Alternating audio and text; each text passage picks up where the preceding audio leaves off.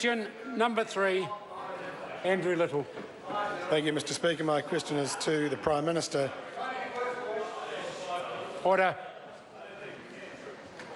Andrew Little. Thank you, Mr Speaker.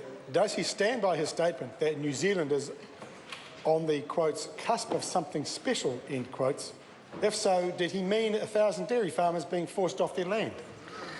Mr Speaker. The Right Honourable Prime Minister. Yes, and in answer to the second part of the question, the member is mistaken. As Dairy New Zealand said this morning, possibly around 5% of farmers right now are under pressure from having high cost structures and high debt. That's around 500 farmers. That's quite different to being forced off their land, and a number of groups are supporting them through their current challenges. Supplementary. Supplementary question, Andrew Little. Is the 10% of dairy farmers he said could soon be forced off their land part of the something special he predicted? The Right Honourable Mr Prime Speaker, Minister. I didn't say that, and there isn't a quote to support it. No, I didn't. Supplementary. Supplementary question, Andrew Little. Does he agree with Federated Farmers that banks should pass on the recent OCR savings to struggling farmers? The Right Honourable Prime Mr Minister. Speaker, of course we encourage banks to pass on cuts in the OCR where they can do so, but as we know, it's a very complex issue in terms of the way they fund themselves.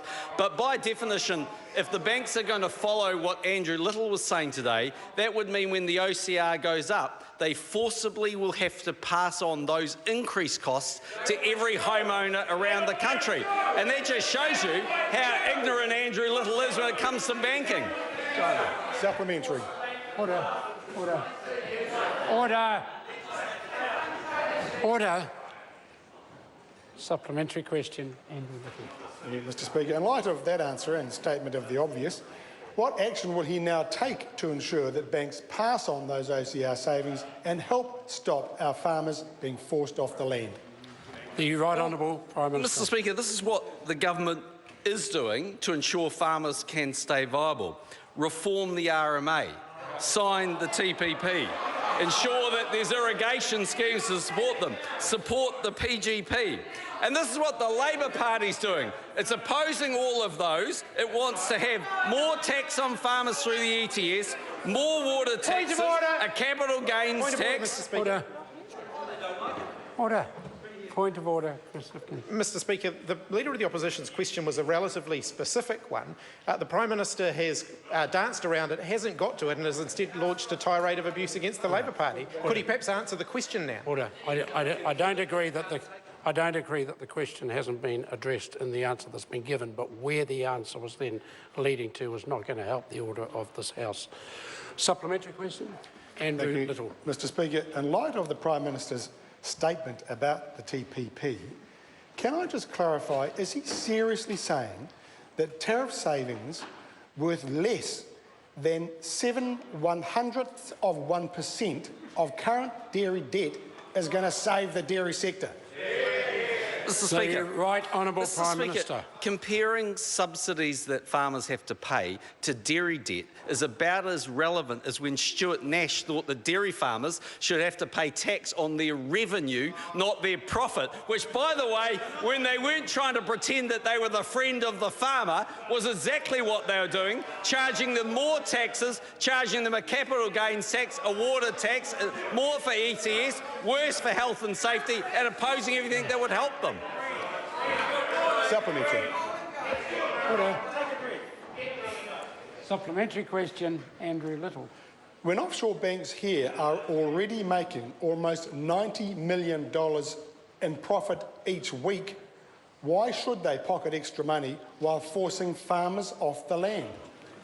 The Right Honourable Prime Mr Speaker, Minister. firstly, the member is saying that they are forcing farmers off the land. From what I can see, banks are actually working constructively with farmers. It's not just my view.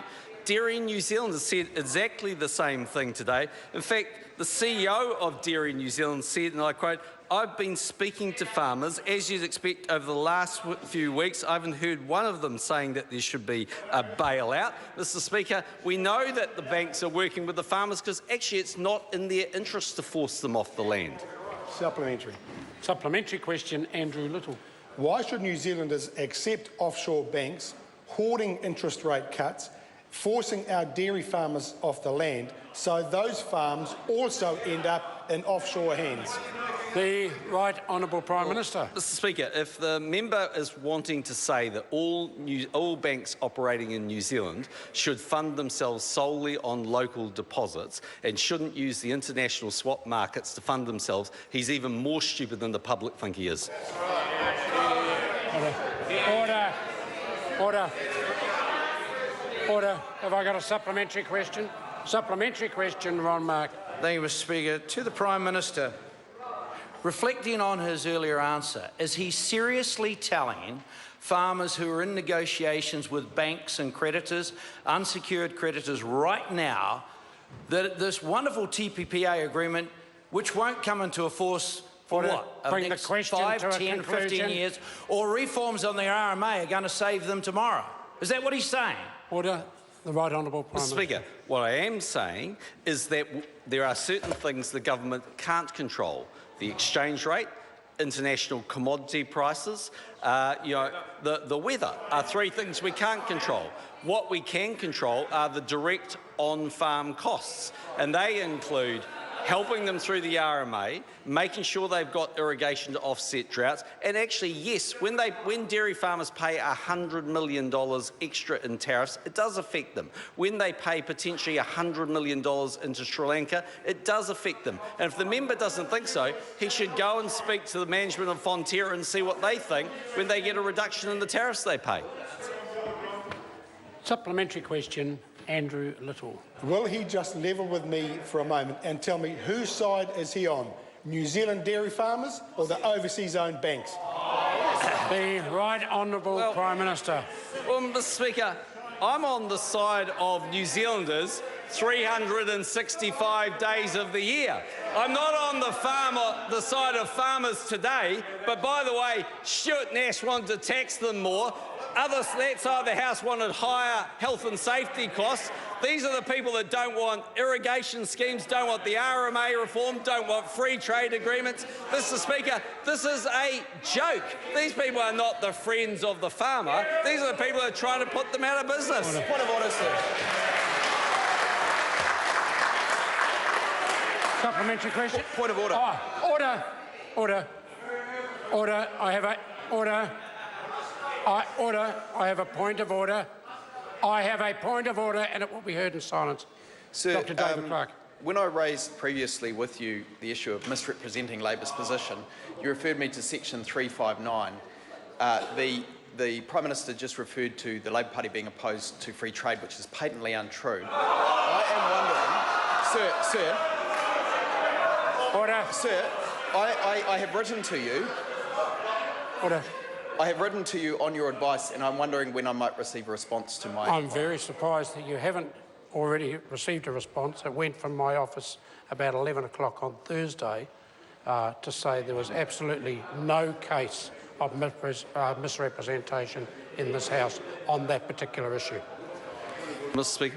Point of order, the Right Honourable Prime Mr Minister. Speaker, I seek leave to table the TPP so the Labor Party can sign it. No, order. The document, order, leave will not be put. The document is right in front of the Prime Minister. It's available to all members. Question number 4.